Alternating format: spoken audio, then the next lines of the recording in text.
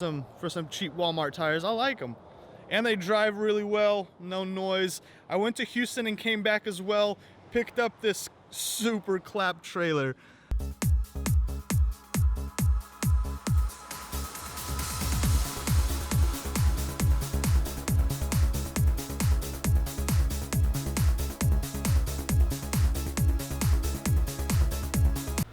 What's up, what's up? I'm Rebuilder Guy, and this is my Wreck 2016 Ram Rebel. If you want to watch the entire rebuild series, link is going to be in the top right-hand corner. Today's goal is to get this truck done, running, painted, and I'll also tell you how much this project cost me. We have the frame rail here, or the apron, then we have the headlight bracket and a fender for this passenger side. We have to remove this control arm one more time to pull on the frame here on this corner and also on the back side of that control arm as well. We have this aluminum hood that needs some straightening out. That metal Mike said he's gonna attempt to get this thing done, and I told him just do his best and we will be a-okay.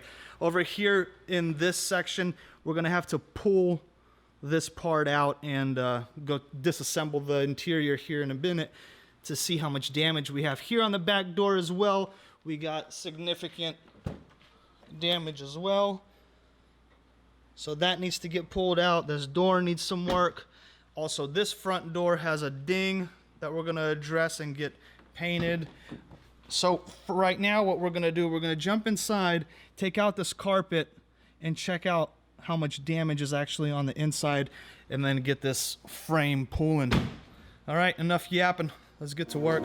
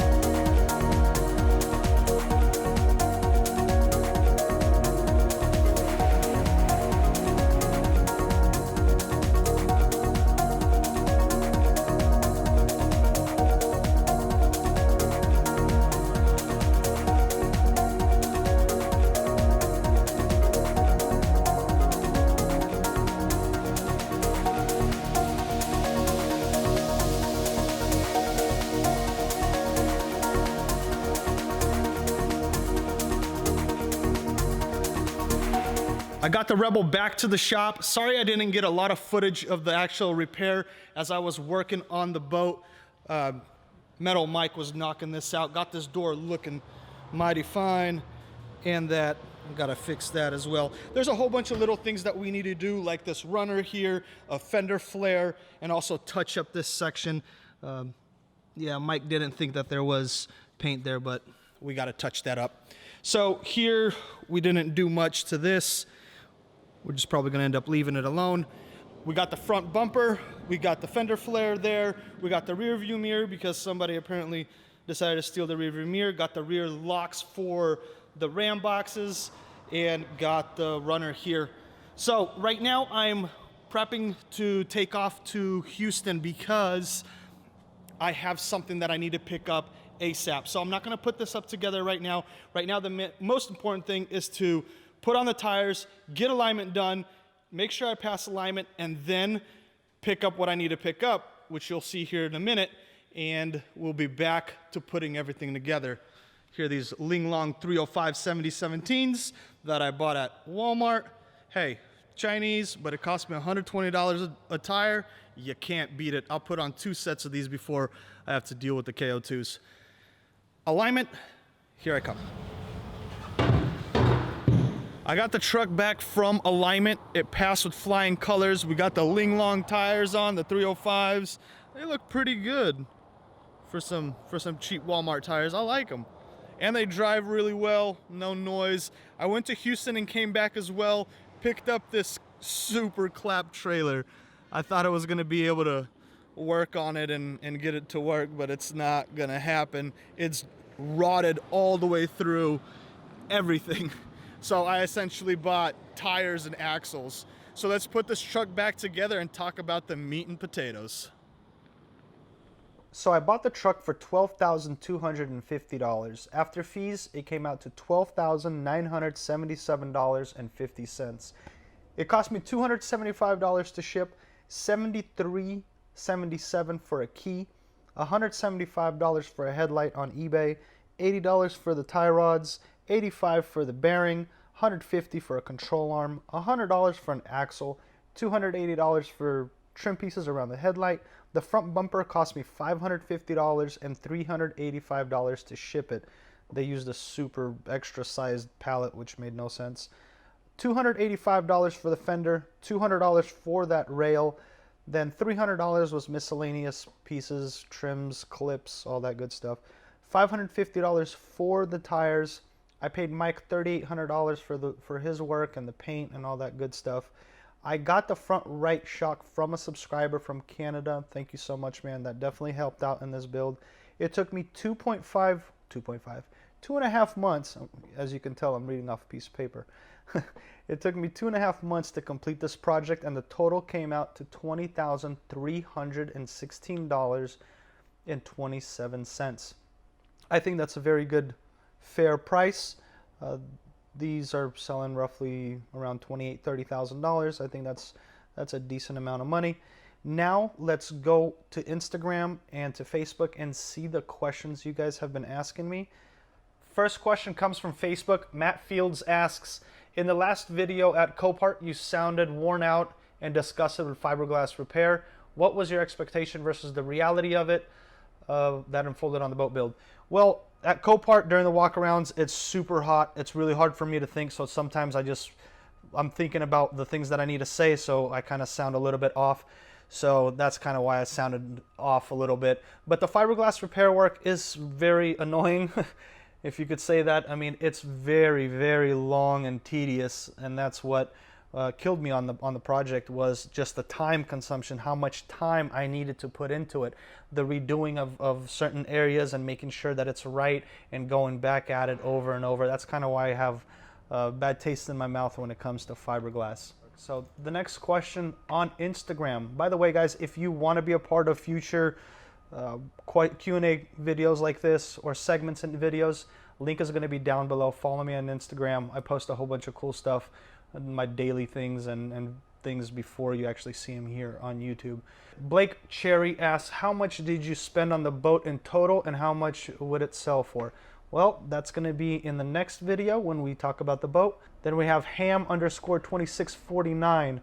What do you look for when you pick up a new rebuild? P.S. I love your channel. Keep up there. Thanks, man. I appreciate it. What do I look for? Just something entertaining, something that would be fun for me and challenging for me, and something that would be interesting enough to watch and to sit down and spend a couple minutes with me. That's what I look for. What is your full-time profession? I guess I do YouTube now. That's kind of the direction I'm going in right now, just making content for you guys, and I have other things that bring me income, but that's not actual profession. So yeah, I guess YouTube is becoming my profession. That question came from Bloom Daddy. The next question from Ryan Sabra. Are you going to keep the boat? We'll talk about that in the boat. Where do you sell your vehicles? Just local. Craigslist, Facebook Marketplace, eBay if I can't sell it locally. Pretty standard stuff. 27 EOJ, do you eventually sell your rebuilds from the past? Yes, absolutely. I sell I sold a lot of my rebuilds already.